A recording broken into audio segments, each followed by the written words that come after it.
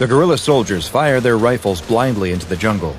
They don't know what exactly they're shooting at, but something is out there among the trees, something they can't see, something that's killing them. One of the young soldiers, barely more than a boy, stops to reload. As he pulls the magazine from his rifle, a blur passes by. The soldier next to him suddenly drops to his knees, clutching his neck, blood pouring out between his fingers. A hand grasps the boy's shoulder, and he spins around, nearly opening fire on his commander.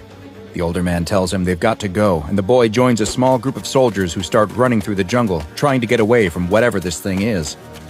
As they run, there's another flash of movement, and one of the soldiers is pulled into the trees. He can hear his screams mixed with the otherworldly shrieks, but there's nothing they can do. It's already too late for him. Another soldier disappears into the trees with a blur. It's just him and the commander now. They emerge from the jungle into a clearing that contains a small abandoned farm. The commander motions for them to head towards the old farmhouse, and the two take cover around the corner of the home. They crouch with their guns ready, peeking around the corner, looking for any sign of the monster that's killed so many of their comrades. The boy wants to know what they should do. He opens his mouth to ask the commander, but he puts a finger to his lips and motions for the boy to keep watching. The boy peeks around the corner of the house, but he doesn't see anything emerging from the tree line. It's quiet, until the commander begins to scream. The boy turns to see a point forming on his chest. It's a black circle. No, not black, something darker. It's like it is the absence of any and all light. The commander screams louder as the point of darkness grows. The commander's screams fade out, even as it looks like he continues to yell.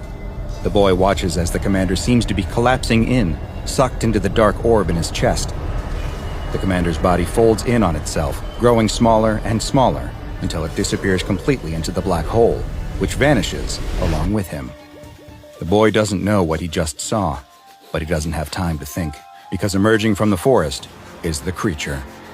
The boy has never seen anything like it, and runs into the farmhouse. He locks the door and pushes the old kitchen table in front of it, trying to barricade it as best he can. He looks around and spots a bed against the wall. It's the best hiding spot he can find, so he runs and slides under the bed, pulling himself as close to the wall as he can. The boy watches and waits, unsure of what he should do. It's quiet. There's no more screaming of soldiers being killed or any more of those guttural animal-like squeals. Maybe it decided to go back to wherever it came from. The boy doesn't dare come out from under the bed, though. As he watches the door, waiting for something to burst through, he sees something else. Another of those black points appears in the middle of the room. It looks like it bends the light around it, distorting the room nearby. The boy watches from under the bed as out of the point, a thin black limb emerges. First one, then another. He can see its strange pointed legs with no feet standing just in front of the bed now. With a high-pitched cry, the creature effortlessly tosses the bed aside. The boy is left exposed, cowering against the wall. The creature screams, opening its wide mouth that seems to split its eyeless face in two, revealing 2 rows of jagged teeth. The boy screams back, crying in fear, and sees that the creature isn't eyeless after all. Inside its grotesque mouth, a milky blue ball appears. There's no iris, but the boy knows whatever this thing is, it's looking at him. The boy feels his chest grow tight. He looks down to see that one of the black points is forming on his chest. He can feel himself being squeezed and crushed, pulled down into this singular point. All noises, including his screams, disappear as he is pulled into this soundless void. But then he hears something again. He looks up to see that the creature is being riddled with bullets. It turns to escape and bursts through the wall of the farmhouse. The dark orb on the boy vanishes, and he sees, standing in the doorway, his friend and savior. He clutches his bleeding throat with one hand, holding his rifle in the other. The boy rushes to him as he collapses to the floor. Blood is pouring out of his neck, and he can no longer speak.